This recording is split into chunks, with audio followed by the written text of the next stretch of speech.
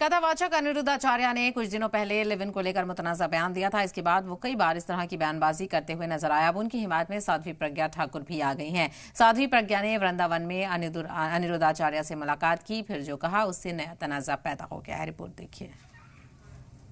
Live in जो है हमारे भारत के कुत्ते हजारों साल से लिव इन में ही रहते हैं। फिर अगले जन्म में हमारे यहाँ तो कुत्तों का कल्चर है ये लिव इन में।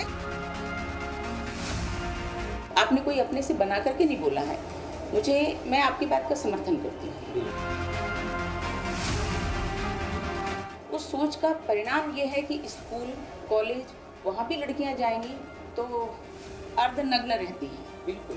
पहले कथावाचक अनिरुद्धाचार्य ने सनातन कल्चर और वेस्टर्न कल्चर को लेकर बयान दिया था और लिव इन को मुतनाज़ा कमेंट किया था और लिव इन रिलेशन का मवाजना कुत्ते बिल्ली से कर दिया था, जिसके बाद बवाल मचा तो कई संत उनकी हिमायत में आ गए थे।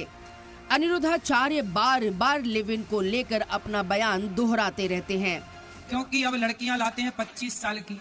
अब 25 साल की लड़की 4 जगह मार चुकी होती है, सब नहीं पर बहुत। और वो 25 साल की जब तक आती है तो पूरी जवान होके आती है।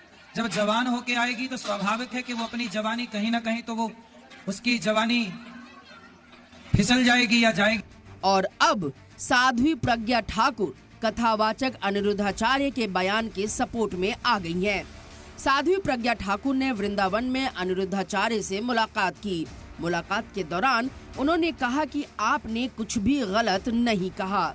मुझे लगता है कि आप अपने विश्वास के साथ जो कहा है आपने वह समाज की स्थिति व्यक्त की है। आपने कोई अपने से बना करके नहीं बोला है। मैं आपकी बात का समर्थन करती हूँ। साध्वी प्रज्ञा ठाकुर यही नहीं रुकी, उन्होंने तो यहाँ तक कह दिया कि माता पिता के संस्कार न देने की वजह से लड़कियाँ इस तरह से घूमती हैं। माता पिता संस्कार दे नहीं पाते, उनकी जो पाश्चात्य सोच है उस सोच का परिणाम ये है कि स्कूल कॉलेज वहाँ भी लड़कियाँ जाएंगी तो अर्धनग्न रहती हैं। बिल्कुल। वाज़ेह कर दें कि मुल्क में लंबे वक्त से सनातन और वेस्टर्न कल्चर को लेकर बहस हो रही है। कोई सनातन की हिमायत कर रहा है तो कोई खुलकर जीने की वकालत कर रहा है। ब्यूरो रिपोर्ट, सलाम टीवी।